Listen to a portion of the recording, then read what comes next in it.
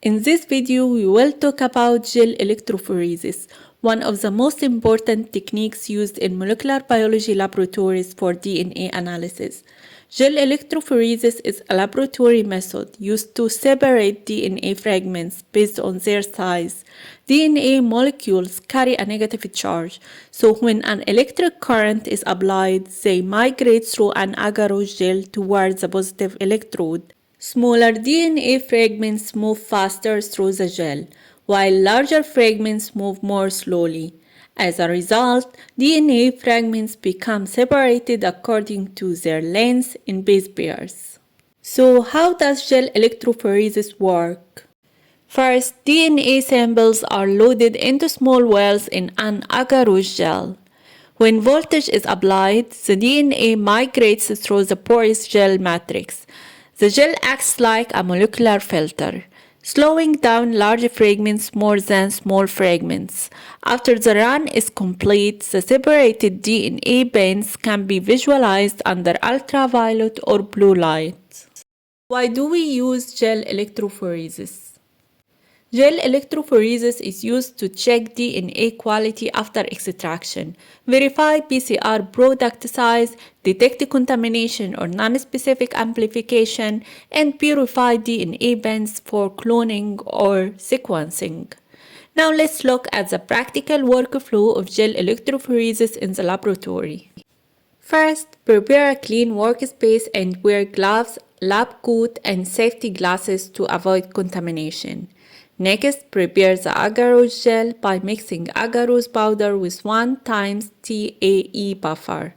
The solution is heated in a microwave until the agarose completely dissolves. After cooling slightly, the gel solution is poured into a casting tray with a comb to create wells. The gel is left to solidify for approximately 20 to 30 minutes. Once solidified, the gel is placed into the electrophoresis chamber and covered with TAE buffer. The wells must face the negative electrode because DNA migrates towards the positive electrode. The DNA samples are then mixed with loading dye. A DNA ladder is also prepared as a molecular size marker. Using a micropipette, the DNA ladder is loaded into the first well, followed by the DNA samples in the remaining wells. The electrophoresis system is connected to a power supply and run at approximately 100 volts for 30 to 60 minutes. After electrophoresis, the gel is visualized under ultraviolet or blue light, allowing the DNA bands to become visible. Now let's understand how gel electrophoresis is used after DNA extraction. After DNA extraction, a small amount of genomic DNA is loaded onto the gel to evaluate DNA quality. If the DNA is intact and high quality, a strong band appears near the top of the gel. If the DNA is degraded, a smear appears across the lane. At this stage, gel electrophoresis is used only for quality control, not for exact size determination. Now let's look at gel electrophoresis after PCR. After PCR, gel electrophoresis is used to confirm successful amplification of the target DNA fragments. The PCR product is compared with the DNA ladder to estimate its size. A single clear band usually indicates successful amplification of the correct target fragment. Multiple bands indicate non-specific PCR products. No band suggests PCR failure. This is the stage where DNA size becomes very important. So what is a DNA ladder? A DNA ladder is a mixture of DNA fragments with known sizes. It acts as a reference scale that helps estimate the size of PCR products in the base pairs.